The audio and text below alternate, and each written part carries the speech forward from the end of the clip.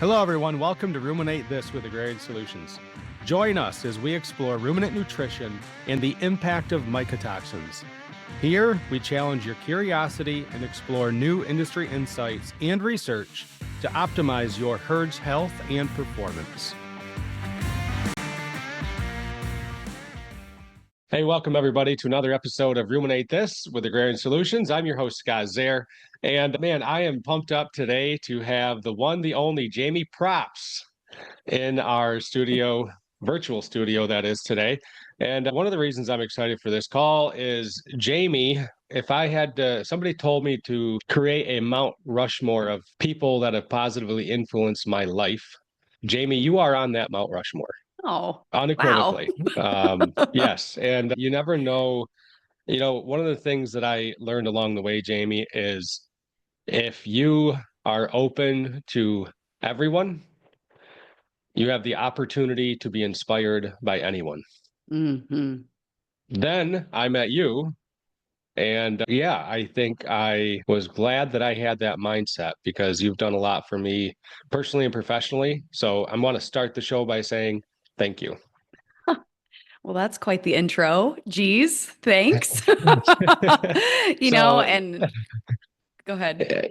I just, taking that, so I'm sorry to like throw that at you in the beginning of the episode like this, but I wanted to get it out there and just tell us a little bit about Jamie, where you're at in the world, what you do, and then we'll dive into some of the other stuff about how we got connected.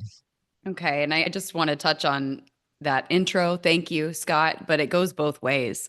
And I think that's one of the beautiful things about being in a close relationship professionally with someone. You never know how someone can help you grow. And you've helped me grow Yeah. and change and develop. And it's just, I'm very grateful to have you as a friend and also to be on this podcast. So thank you for the opportunity. Awesome. Yeah. Thank you. Who is Jamie Propst? I hate that question. I'm just going to say that straight at the beginning because I think most people probably do. It's like, how do you answer who you are in a nutshell of a couple minutes? Let me see. I'll do like a 30-second Jamie Propst synopsis. I live in Anacortes, Washington, and I live here with my husband. We met in a fishing club. We became fishing partners. Then we got married. We started a business teaching people how to saltwater fish. That is my passion in life, building community, and especially in the angling community. I'm a freak for nature. I enjoy being outside more than being anywhere else in the world. Grew up in Washington State. Oh my gosh, this is hard to do. And went to college to become a vet. And that didn't work out. I realized how much school it would take to become a vet. So, animal science direction is where I went. Ended up working for Select Sires. Fast forward and met some of the most incredible humans I've been lucky enough to meet in my profession. And ended up where I am today. That's not a very concise answer to that question, but there you go. Well, I think that kind of paints a broad picture, right, of how this came to be. And so for those folks that are listening, we talk a lot about our feed additive business, our DTX business, but we also have the what I would call point of sale business. And those products are typically marketed through the Select Sires cooperatives throughout the country. And so that's how we ended up getting to know Jamie. Jamie, you touched on building communities. So first, kind of share with the audience what that term means. And then second, why building communities? What's the drive behind that? I was really thinking about this. When did that start for me? And I actually think it started with Jim Wells as the CEO of All West Select Sires. He would put a group of people in a room, different minds in a room, and collaboration and conversation. And we would talk and we would learn and we'd listen and we'd challenge each other. And the whole room elevated. And the ideas that came out of those experiences were very transformative for me of like, wow, if I can just be in the room. So I really enjoy being in the room with people that are smarter than I am, because being that fly on a wall and learning and also shifting perspectives, it's a blast. I love to learn. So I would say that's where the interest of community originated. Although I don't know if that's what I knew what I was interested in. It just kind of happened. So When I left Select Sires to pursue a fishing dream, and then COVID hit, it all kind of happened in a weird sequence. But COVID hit, so we were all stuck at home. The Zoom thing became like commonplace for Yep. everybody to be sitting in front of Zoom, and I was craving community. And Yeah. so I I think we all didn't. were, right? We were, yeah, just that Yeah. connection. And you're sitting at home and you want to at least connect with somebody. And Zoom was a vehicle to do that. And honestly, I was kind of excited by the fact that all these companies who maybe were resistant to it in the past were open to it because they had to be. Yep. And it created an opportunity for more people to be in the room that normally would not have been. So that's where my interest and passion for community started. I created my own in a Facebook group and then started having Zoom meetings once a week. And I didn't know half the people that would show up. They were from all over the world. We'd have the most interesting, sometimes weird conversations that I didn't know where they were going to go. But it was like there was always growth every time. And it was amazing. So I'd say that's where my interest in community started. Did that answer your question? Yes, it does. And the experience you just described during COVID, launching into that, doing the Facebook group, what has that turned into for you? It evolved into helping other people build their communities. So, what I learned is I got a lot of questions of, hey, I want one of these groups like you have. How are you doing it? And so I started teaching people how to build their own community. And what ends up happening is you go into it thinking I have this vision of what I think it should be. Your audience tells you what it needs to be. You just need to listen to your people. Most people do too much talking and not enough listening. And so just teaching the person who is gracious enough to be that organizer, which is a huge job and a huge undertaking, you know, Scott, you've done it. Yeah, it's so much work. You grow in ways that you can never explain to somebody Uh, unless you've gone through it. But then learning to listen to your audience and changing it and building it in the way that they need, and then it takes off. And so that's really where I started, was building my own community out of my own selfish want and then helping other people build theirs. And fast forward, now I still work with you guys, Agrarian, and we've evolved what building community is for Agrarian, but also in the fishing space, I have my own community there, pairing my love for nature with awesome humans from all over the globe. So, you mentioned Agrarian, Jamie, and I look at you as the initial brainchild of what we didn't know yet was going to become this podcast, right? We didn't start working with you back in 2020 to launch a podcast. It no. was to do something, I'm going to say something in the similar space, but something completely different. Mhm. But it was, if anybody's wondering how we decided to do Ruminate This, they can just look at Jamie Propst, and you're the one that kind of steered us in this direction. And I think we're grateful for it. When you talk about you build a community, right? We're talking about an online community, a way to connect with more people. And I like the analogy you gave, which was a real life analogy with Jim Wells, right? Just the power that can come out of a roundtable discussion, a brain dump, as you like to call it, right? There's no wrong here. Just start word vomiting ideas. I'm stealing a lot of Jamie's verbiage today.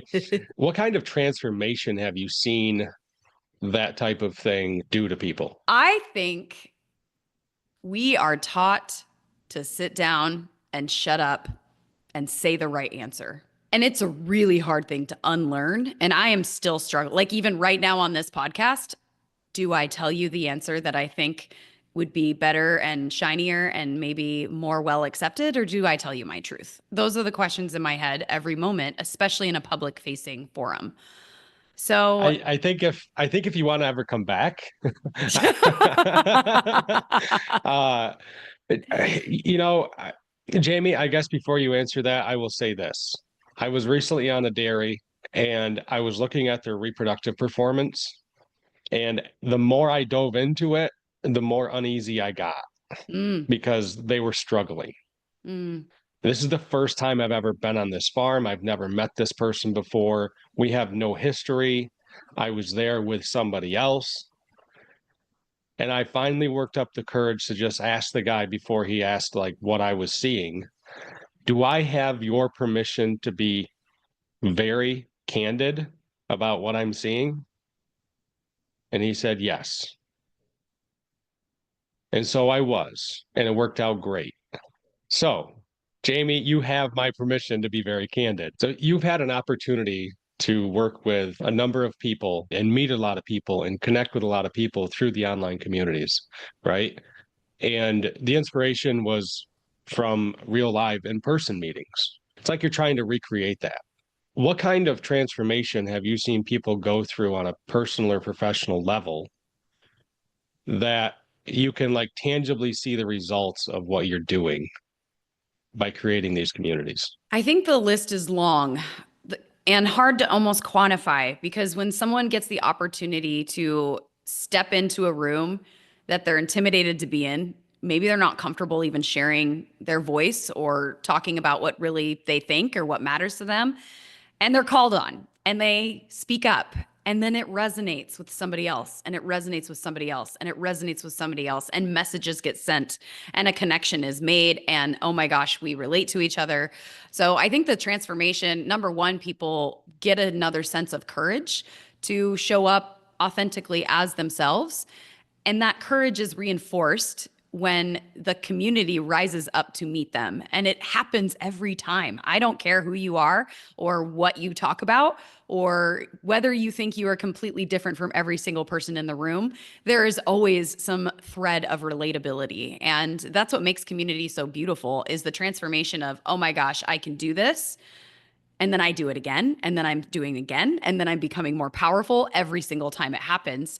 And that person that's listening feels seen, heard, and understood because someone else was willing to share. It's like this massive ripple effect of impact that you can't even understand what you're doing until it just happens.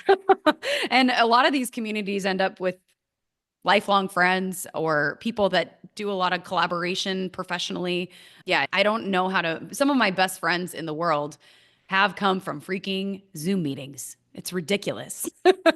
And not only for in ways that I guess we all just rise up together. It's like the rising tide lifts all boats. Does that Yes, make sense? it does. Yeah.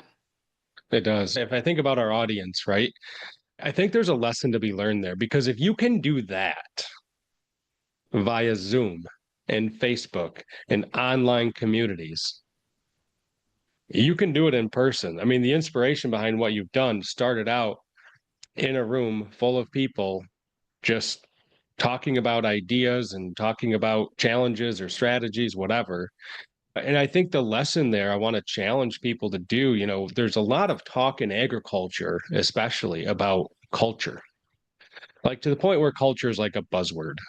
And my experience within Agrarian Solutions is that if you and granted, we do not get to be together on a regular basis. We're spread all over the country. So if you can create the kind of environment within your organization where you bring your people in together in the same room and they know Mm. unequivocally that this is the moment each week or each month where we just get to put it all out there. We're not going to have to worry about offending somebody because we think we see an opportunity to do something differently within the dairy, maybe the calf program or the repro program. This is idea time. This is time where we get to openly express and, more importantly, hold people accountable. I learned more about holding myself accountable and holding other people accountable from you and online communities than I have at any point in my entire professional career. Hmm. I never saw the value in having myself held accountable by other people until we started working with you with the online communities. So I think there's a lot we can take away from everything you described with the online community and challenge people to create that mindset within their organization on a personal level. I think Well, that's I really think cool. I think you brought up a really good point too of like even when you're talking about on farm and having different conversations about challenges that are arising and creating that safe it's the safe space of okay, we have all this to do. We always have all these things to do, right? So oftentimes meetings turn into checklists. Have you done your Yep. thing? Da, da, da, da, da, right? You go through your checklist and it becomes routine. If the leader, whether you're in person, on farm, on Zoom, is willing to show up and say, hey, we're doing something different today. We're going to get together and we are just gonna word vomit, brain dump, whatever. It does take somebody to facilitate it, just asking a few like fire starting questions, I like to say, light the match, and then let your people go. Yeah. And you will get so many. I wish every farm would do this. I wish every organization would do this. I think a lot do, but there's some that just they don't think there's enough value in spending the time that way. And yet they probably can find some massive cost saving ideas if they just start the fire, let the group have idea soup, essentially, in a positive way where you're encouraged to give a bad idea. Or it's you start to speak, you see that person that won't speak because they're afraid to, and you say, hey, Joe, what are you thinking? I see you thinking over there. Let me know what you're thinking. But creating that space where the whole group can weigh in on a challenge or an opportunity or a solution, there's nothing more valuable than that. I love it. It's great talking to you, Jamie. Jamie, everything you just talked about brings me back to the 6 types of working genius. Mm-hmm. It's because for those of you that don't know what the 6 types of working genius are, check out the book by Patrick Lencioni. I think it's a great book to listen to on Audible, but I like all the books that I do on Audible. But essentially, there's people that get joy out of pondering the big question, the what if question, the how do we get better question. There's people that love coming up with novel ideas or solutions to a challenge or a problem or something. There's the discerners that are able to vet that idea. There's the enablers that we need on our team to help move that idea forward, the galvanizer to create the buy-in, and the tenacity, the person that's going to be able to bring that project to finish. And I think what's cool about what you just described of bringing all those people together, whether it's virtually or in person, is that everybody gets to exercise their genius. Mm-hmm. And if they know it's an open forum and there's no wrong answers, the what if questions start coming out, the ideas start coming out.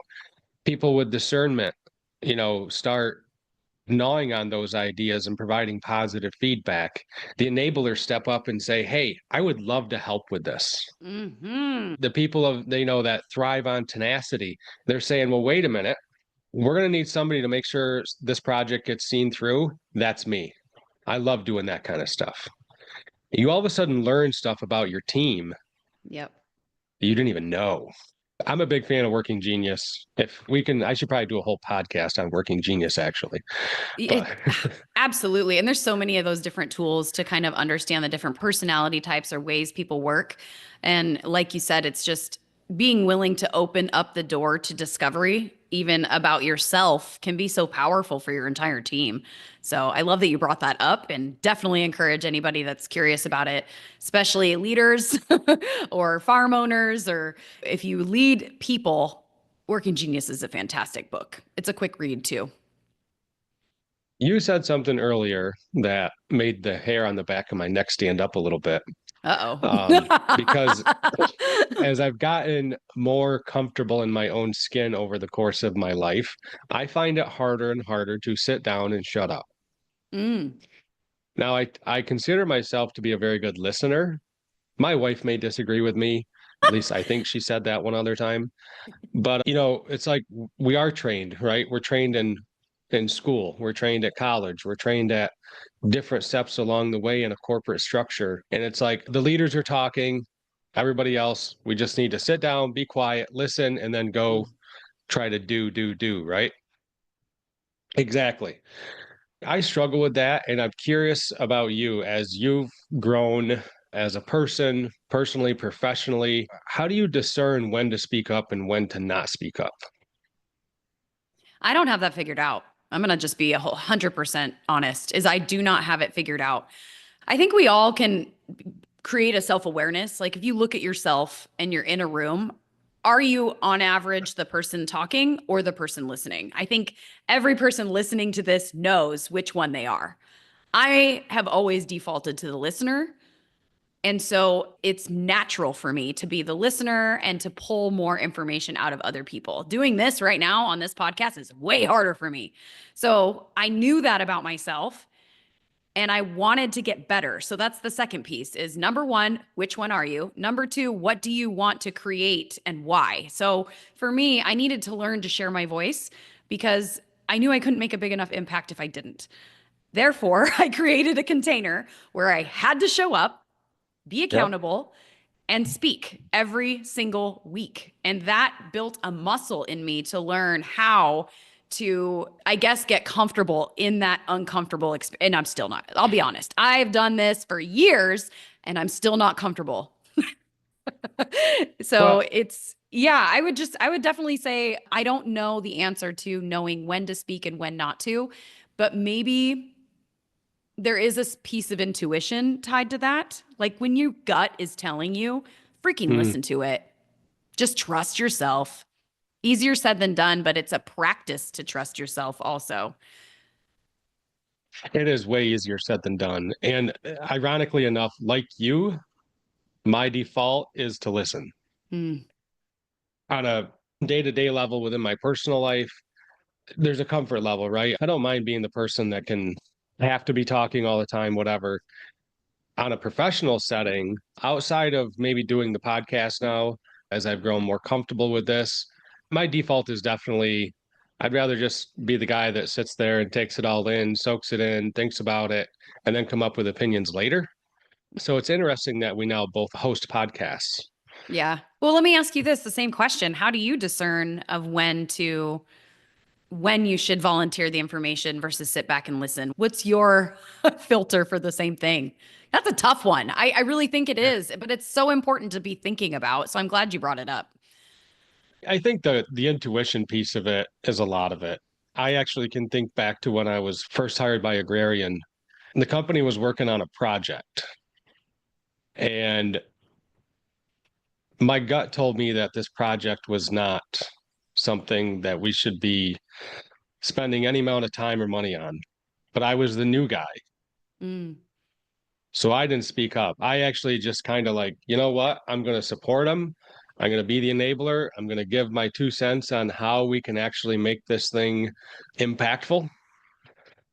But I knew when I would go to bed that night or get off the meeting that day, like, this isn't going to help us move the needle. Like, I really strongly felt there was zero chance of success. I never spoke up until a year and a half later, talking with a colleague, Dr. Roth at the time.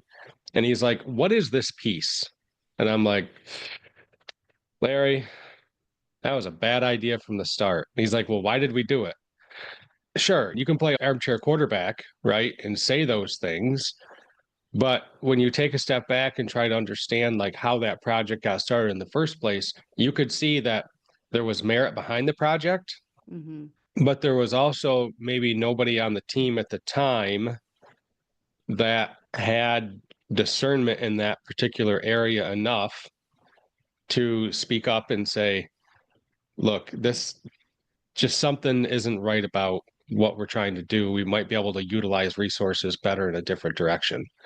And, had I had the courage to speak up back then, probably could have saved a lot of time and energy and resources on a project that is not in our toolbox today. Mm. So out of curiosity, what did you learn from that though? And how has that changed how you show up now? Who's interviewing who here? Well, I think these are so important No, things for the listener because we they, all do this. This is so relatable. yeah, we do. And whether it's a situation like that, or maybe you're at a conference and, the speaker's like, so from the audience, anybody have any questions?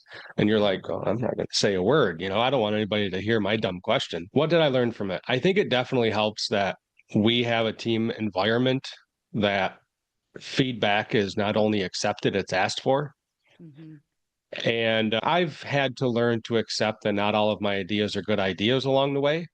But just the fact that I'm willing to bring those ideas or those opinions out to the open without fear of like being ostracized or ridiculed for having a certain opinion, I've just learned to speak up. Yeah.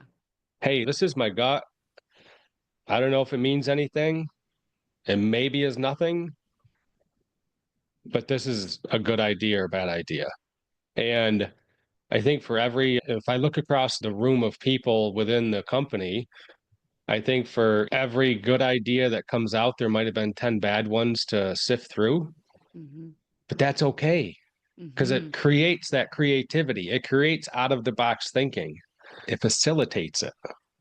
And you have to see it as an entrepreneur, right, Jamie? Like if you can facilitate creativity as a business owner from the people that you surround yourself within an organization, it can lead us into directions that we probably never thought we'd go. I mean, what's your Mm-hmm. take on that? Absolutely. So, if I understood your question correctly, 10 ideas, nine are bad, one works, but those nine bad ideas can facilitate growth and transformation that took you down a path or a trail you never would have expected, right? Did I get that Essentially, correctly? yeah.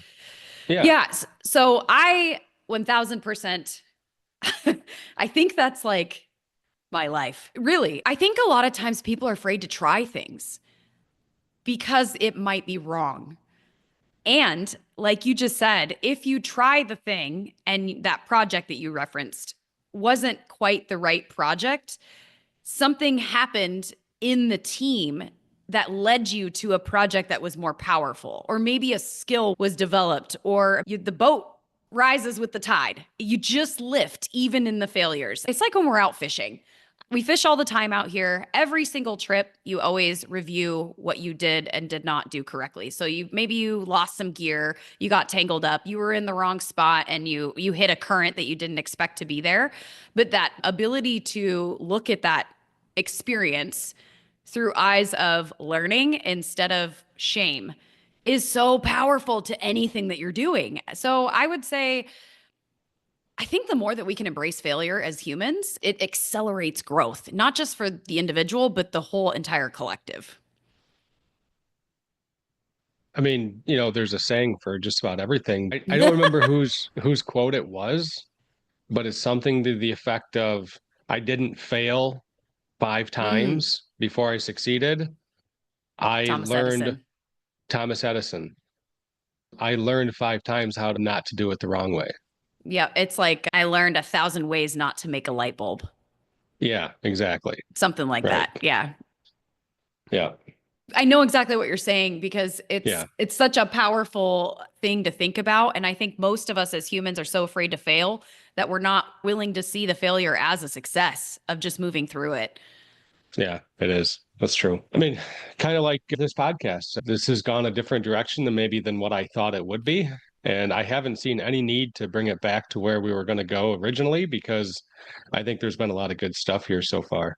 I'm curious, Jamie, though, just as a business owner and somebody that is responsible for leading people, what advice would you give somebody that is maybe struggling to get buy-in from their people? Two things. First, self-awareness. It is hard to lead people. That will teach you so much about yourself. So having the self-awareness to say this isn't working and I need to figure out how to make it work. Number two, get coached. Find somebody who is the type of leader you want to be and try to figure out what they're doing that's different that you can learn from and take back to your own process. I think that would definitely be my number one piece of advice. That's great advice. The type of leader you want to be, like learn from them, right? Yep. And there's a million ways That's to do awesome. that now. I mean, you can listen to podcasts, you can join a coaching, you can get coached, you can read books. There's a million ways to figure out how to grow as an individual. And I personally think that's a lifelong commitment, even as a family member. I mean, just leading your family. If there's things that you want to improve the group, start with yourself. I think that's probably pretty huge advice that I think, boy, we can all probably take a bite out of that apple, right? Because as one of my old managers said one time, the burden of communication falls on the leader. And so if the message is not getting across, maybe it's not the people that's listening to the message. Maybe it's the person giving the message. And sometimes it's the message itself, right? Jamie, I'll ask you this question. What is the definition of communication? That's a good question. Right? um, I mean, just like the dictionary version, right? It's the transfer Two-way. of information, Mhm. right? So I say something to you, I have communicated, I have transferred information to you. That's it. By that definition of what we think communication is, there's nothing in that that talks about the other side of the conversation. And so a better definition I like to use is communication is the transfer of understanding. So if you have a team of people, this is the way I look at it. If you have a team of people that you're struggling to get them to buy in, to your point, self-awareness, look to yourself first. And the reason I love the fact that you brought that up, are you communicating information or are you communicating understanding? I love that framing. There's a lot we could dive into on that. I think it's looking at yourself first and communicating with your team in a way that they understand it. People, I got to go through this again this week with dairies, and it's like you can buy all the expensive equipment, you can buy all the latest gadgets, but if you don't have the people to execute, it's not going to make a difference. I think you just nailed it right there, though. That's the thing that makes Agrarian great. It's not like you're saying that I helped you do this thing. I did not. All I did was ask a couple questions to a bunch of really great people. You have an incredible team. And I'm very grateful to even get to work with you guys. Every time I'm in the room, I get lit up. Like right now, this is like probably this is definitely the highlight of my day. And it's exactly what I needed to get the fire lit on my own life. You know what I mean? And I think that's what's amazing about Agrarian is you somehow all the right people are in the room. And so there's a leader that I'm thinking of that has the foresight to find those people and talk them into being in the room. Yeah, that is true. I will say, I think we're blessed to be part of this organization. And I think there's takeaways there that we can challenge people to think about in their own organization, right? The person you mentioned is Rob. Rob Mm-hmm. had the foresight in 2019, I think it was, to bring in 5 people from outside the organization to the Agrarian National get together. Mm-hmm. Somehow by 2022, all 5 of those people were either working for Agrarian directly or, in your case, subcontracting, like indirectly. Heck, one guy is even now the CEO of the company. Yeah. And who would have thought, right? So, what I take away from that message is there's an overwhelming message that we get told on a regular basis. And that is keep your head on a swivel for good people, right? Are these the type of people that fit our organization? And I probably call up Rob at least 4 to 6 times a year just for the sole purpose of, hey, I just met this person, Hmm. put them on your radar. Like they would fit our culture. And I think that's probably my biggest takeaway, Jamie. And I'd love your insight on this. All organizations have a culture, Mm-hmm. and we spend a lot of time talking about how to build a good culture. But then how do we hire people? We have a job posting, we need a set of skills. We hire the most qualified candidate based on their skill set or track record. We get them in, man, doesn't really seem like they're performing at the level we expected them to. We never ask the question very often is, do they fit the culture we're trying to build? Right? Are we hiring a ringer to try to drive some sales? Or are we hiring somebody that is actually going to integrate with the fabric of the team? Mm-hmm. Am I seeing that differently than what you see it in the world and how organizations hire people and how farms hire people? I think you are seeing it exactly how successful organizations hire people. Skills can be taught. We are all capable of learning anything. I mean, I don't know, let's start a podcast. And here we are doing a podcast. I mean, you can literally teach anyone anything, but the culture fit is a maker. It can bring the whole team down and rise the whole team up. So I think that's a huge piece of it. And maybe something a lot of organizations miss because there's an urgency to fill a gap. Like, I need this thing done and I need it done yesterday. So I need somebody in here who can do the thing. And that does happen. But if they're not the right fit, I've heard the saying, hire slow, fire fast. I could see why. Because if you drag the whole team down with an anchor of a person that is just, I mean, you can give people a chance, try to work with them, of course, but you're better off hiring slow and finding that right person that really makes sense and then keep them. I have a very small but mighty team, and you get to work with them, and they are the best humans on the planet.